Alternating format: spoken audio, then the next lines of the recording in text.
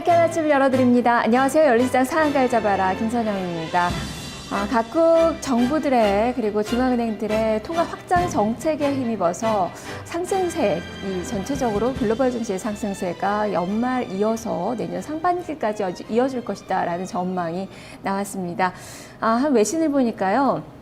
한 통신사에서 글로벌 이 애널리스트들을 대상으로 설문조사를 했는데 지금보다는 연말 지수가 훨씬 더 높을 것이다라고 대부분의 전문가들이 예측을 했다고 합니다.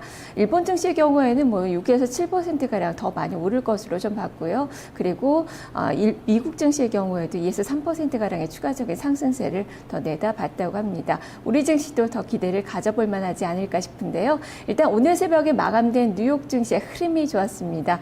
모처럼 반등에 성공하는 모습, 그리고 스페인의 긴축한 발표, 중국의 경기 부양에 대한 기대감이 매수세를 불러일으켰습니다. 우리 증시에 어떤 영향을 미칠지 미증시 포인트부터 살펴보겠습니다. 허준식 해설위원입니다.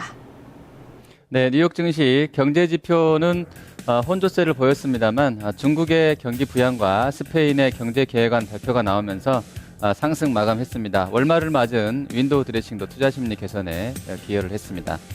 다우지수는 전날보다 0.54% 72포인트 상승한 13,485선에서 마감을 했습니다.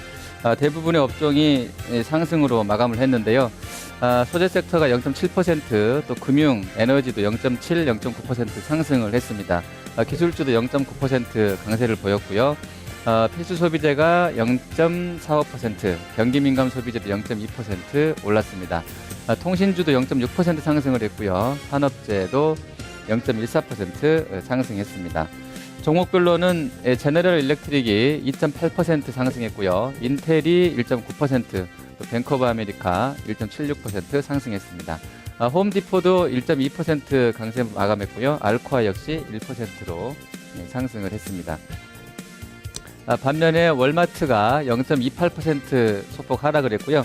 AT&T 또 보잉 0.2%씩 소폭 밀려났습니다. 애플 주가 이날 2% 정도 반등을 했습니다. 2.43% 상승한 681달러 선으로 마감을 했습니다. 그리고 인텔이 1.9% 올랐고요. 마이크론 테크놀로지도 1.26% 상승을 했습니다. 리서치인모션이 3거래일 연속 상승인데요. 이날도 2% 올라서 마감을 했고요. 자동차도 전반적으로 좋았습니다. 포드가 강보합 마감했고요. 토요타 자동차가 2.01% 상승했습니다. LED 업체인 크리사는 1.38% 올랐고요. 태양광 업체인 퍼스트솔라가 10.57% 급반등했습니다. 구글 주가는 이날도 0.4% 오르면서 사상 최고치를 다시 한번 경신을 했고요. 그리고 델 컴퓨터도 이날 0.3% 추가로 상승세 이어졌습니다. 중국의 경기 부양 관련한 수치를 살펴보도록 하겠습니다. 중국 주요 외신에 따르면 중국 인민은행이 신용 경색을 막기 위해서 이번 주에 사상 최대 규모인 3,650억 위안, 우리 돈 64조 6천억 원을 자금시장에 투입한 것으로 알려졌습니다. 최근 1년에 중국 같은 경우는 전반적으로 경제지표가 악화되고 있어서 추가적인 경기 부양 기대감도 고조되고 있는 상태입니다. 한편 스페인 정부는 이날 재정지출 감축에 초점을 맞춘 2013년도 예산안을 발표를 했습니다. 향후에 6개월간 경제를 개혁하기 위한 43개 새로운 법안을 제정하겠다고 밝혔습니다.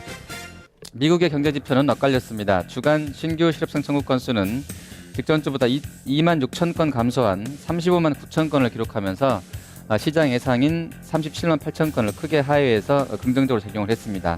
하지만 내구재 주문은 지난 8월에 전월 대비로 13.2% 급감을 했고요. 2분기 GDP 성장률도 1.7%에서 1.3%로 하향이 됐습니다. 한편 8월 미결주택 매매 건수도 전월 대비 2.6% 줄어서 시장 예상인 0.3%를 크게 0.3% 증가를 큰 폭으로 밑돌았습니다. 이러한 시황이 반영되면서 달러 인덱스 이날 0.45% 급락이 나왔습니다. 인덱스 기준으로 79.59에 마감을 했고요. 유가가 큰 폭으로 올랐습니다. 벤야민 네타냐후 이스라엘 총리가 유엔 총회에 참석해서 이란의 핵개발 프로그램을 두고 군사 행동과 관련한 레드라인을 설정하자고 제안한 것이 시황 포인트가 됐는데요. 유가는 이날 2.08% 상승하면서 91.85달러 선까지 올라왔습니다.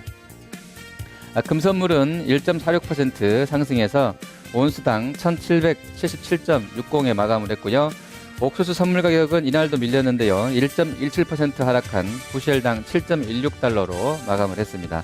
한편 CME 야간 선물 거래에서 코스피 200 선물 지수는 장중에 위아래로 플러스 마이너스 1포인트 등락을 보이다가 종가는 전날보다 0.4포인트 상승으로 마감을 했습니다. 자, 국내 증시의 영향력 보시겠습니다. 일단 달러 인덱스 다시 급락이 나오고 있습니다. 상품 가격은 올랐고요. 또 중국과 스페인의 정책 기대감이 여전합니다.